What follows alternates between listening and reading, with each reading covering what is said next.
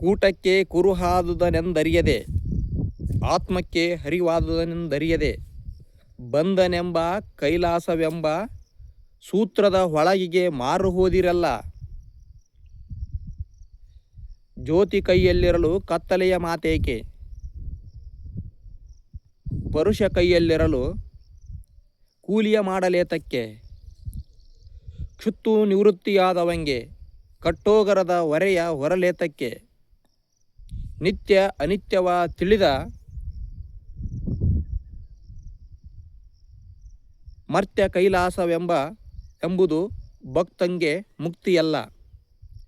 ಅಲ್ಲಿ ಇಲ್ಲಿ ಎಂಬ ಗೆಲ್ಲಗೂಳಿತನ ಬೇಡ ಎನ್ನಯ್ಯ ಪ್ರಿಯ ಇಮ್ಮಡಿ ನಿಕ್ಕಳಂಕ ಮಲ್ಲಿಕಾರ್ಜುನ ದೇವ. ಅಲ್ಲಿ ಇಲ್ಲಿ ಎಲ್ಲವೂ ತಾನೇ ನೋಡ. 12ನೇ ಶತಮಾನದಲ್ಲಿ ಕಲ್ಯಾಣದಲ್ಲಿ ದಾಸೋಹ ಕಾರ್ಯದಲ್ಲಿ ತಲ್ಲೀನರಾಗಿರುವ ಮೋಳಿಗೆ ಮಾರಯ್ಯನ ಮಡದಿಯಾಗಿರುವ ಮಹಾದೇವಿ ತಾಯಿಯು ಈ ವಚನವನ್ನು ಹೇಳುತ್ತಾಳೆ. ಸಪಾದ ರಾಜ್ಯವನ್ನೆಲ್ಲವನ್ನು ತೊರೆದು ಬಂದು ಕಾಯಕದ ಮುಖಾಂತರ ಇಷ್ಟೆಲ್ಲ ಸೇವೆಯನ್ನು ಮಾಡಿದಾಗಲೂ ತನಗೆ ಮುಕ್ತಿ ಲಭಿಸಲಿಲ್ಲ, ನಾನೇಕೆ ರಾಜ್ಯವನ್ನು ಬಿಟ್ಟು ಬಂದೆ ಎಂದು ಗೋಗರಿಯುತ್ತಿರುವಂತಹ ಮಾರಯ್ಯನಿಗೆ ಮಡದಿ ಮಾದೇವಿ ಪತಿಯ ಮಸ್ತಕಕ್ಕೆ ಉಪದೇಶ ಎನ್ನುವಂತೆ